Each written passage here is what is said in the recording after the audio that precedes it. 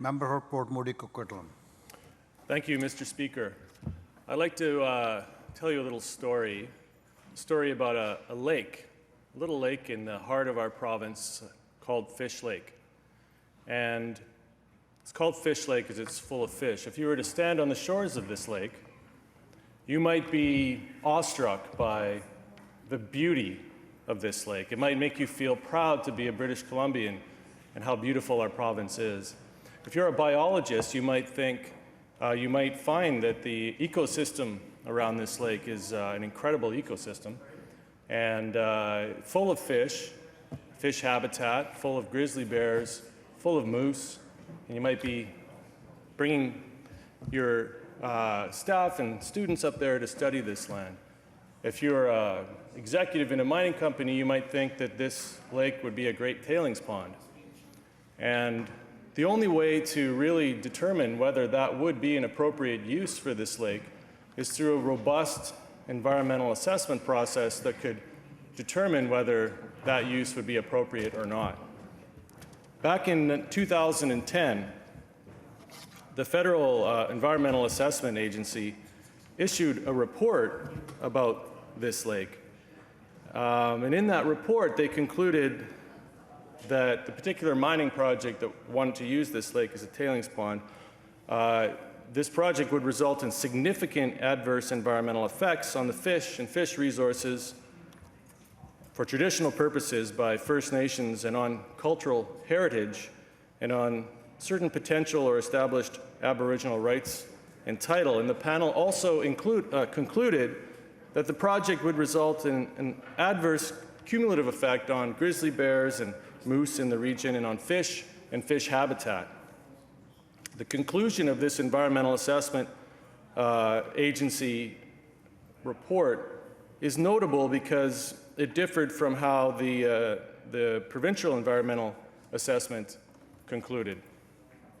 Provincially, the Environmental Assessment Office recognized that there was going to be a loss of Fish Lake, but concluded that the compensation, a new lake to be created by the mining company somewhere else, would be adequate compensation. And thereby the provincial environmental assessment certificate was granted. Luckily, the federal environmental assessment certificate was not granted, and the public, Mr. Speaker, certainly does not gain any confidence in the province's weak environmental assessment process after this conflicting decision. And this is just one example of where the trust of the public was shaken. Many, feeling that our process under the previous government did not adequately protect the environment, was not transparent, did not take First Nations and other input into account adequately. And all this is now going to be addressed. It's going to be changing after we pass this legislation. This legislation will enhance public confidence in our environmental assessment process. And this new environmental assessment process will be more transparent and allow for more meaningful public participation. One of the ways it's going to do this is through early engagement.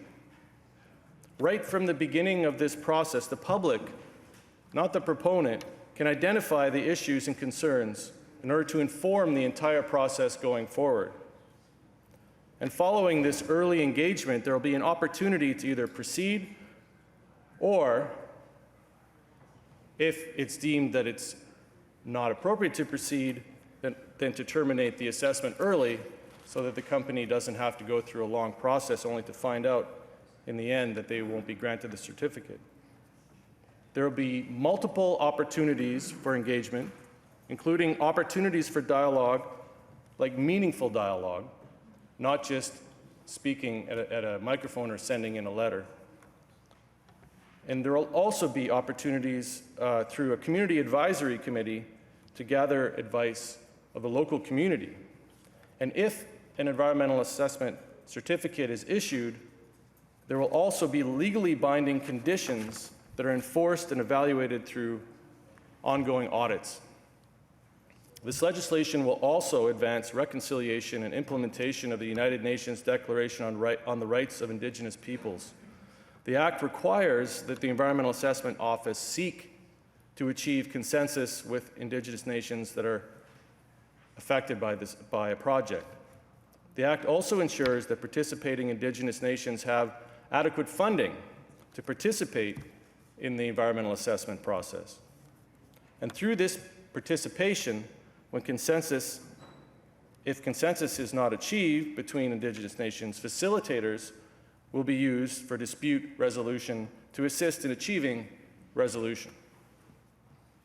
If there is a disagreement between the views of affected Indigenous nations and the Environmental Assessment Office recommendation of whether or not to issue an environmental certificate, the appropriate ministers are required to meet and try to achieve consensus again.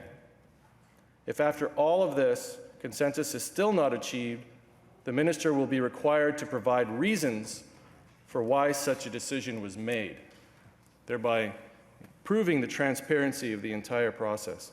This legislation will also improve environmental protection, which should be a key goal of the Environmental Assessment Office. The Act will bring more independence to the environmental assessment process through greater oversight of experts.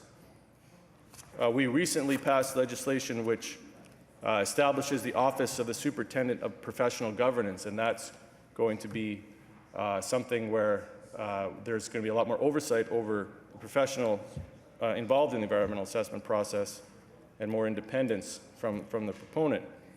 There'll be more compliance and enforcement tools through this process, greater monitoring of mitigation efforts to see if things are actually working.